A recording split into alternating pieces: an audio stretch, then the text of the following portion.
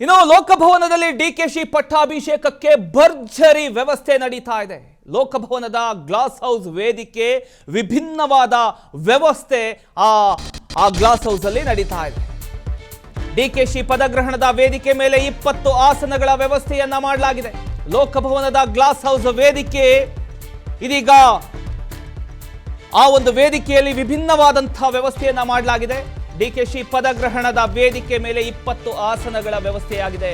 ಸ್ವಾಮೀಜಿಗಳಿಗೆ ಪ್ರತ್ಯೇಕವಾಗಿ ಸ್ವಲ್ಪ ಎತ್ತರದಲ್ಲಿ ಆಸನಗಳ ವ್ಯವಸ್ಥೆ ಇರುತ್ತೆ.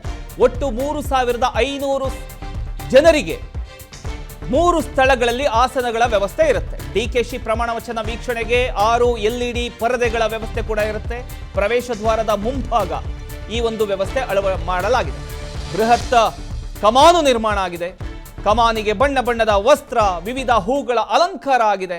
ಎಲ್ಲ ವ್ಯವಸ್ಥೆಗಳನ್ನು ಕೂಡ ಜ್ಯೋತಿಷಿಗಳ ಸಲಹೆ ಪ್ರಕಾರ ಆಯೋಜನೆ ಮಾಡಲಾಗಿದೆ.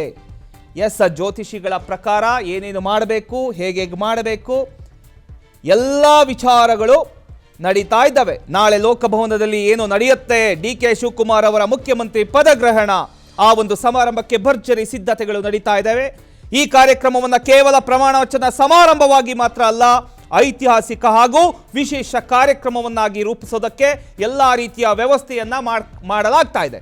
ಲೋಕಭವನದ ಗ್ಲಾಸ್ ಹೌಸ್ ಆವರಣದಲ್ಲಿ ವಿಶೇಷ ವೇದಿಕೆ ನಿರ್ಮಿಸಲಾಗಿದೆ.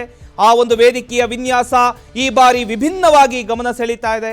ಇನ್ನು ಮುಖ್ಯಮಂತ್ರಿಯಾಗಿ ಪ್ರಮಾಣ ವಚನ ಸ್ವೀಕರಿಸುತ್ತಿರತಕ್ಕಂಥ ಡಿಕೆಶಿ ಸೇರಿದಂತೆ ಪ್ರಮುಖ ಗಣ್ಯರಿಗಾಗಿ ವೇದಿಕೆ ಮೇಲೆ ಸುಮಾರು 20 ಆಸನಗಳ ವ್ಯವಸ್ಥೆಯನ್ನ ಕೂಡ ಮಾಡಲಾಗಿದೆ.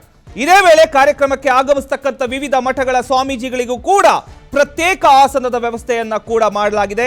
ಅವರಿಗೆ ಗೌರವ ಸೂಚಿಸತಕ್ಕಂಥ ಉದ್ದೇಶದಿಂದ ಸ್ವಲ್ಪ ಎತ್ತರದ ಭಾಗದಲ್ಲಿ ಆಸನಗಳನ್ನ ಕಲ್ಪಿಸಲಾಗ್ತಾ ಇದೆ. ಈ ಕಾರ್ಯಕ್ರಮಗಳಲ್ಲಿ ಭಾಗವಹಿಸತಕ್ಕಂಥ ಅತಿಥಿಗಳಿಗಾಗಿ 3 ಪ್ರತ್ಯೇಕ ಸ್ಥಳಗಳಲ್ಲಿ ಒಟ್ಟು ಸುಮಾರು 3500 ಜನರಿಗೆ ಆಸನ ವ್ಯವಸ್ಥೆಯನ್ನ ಕೂಡ ಮಾಡಲಾಗಿದೆ.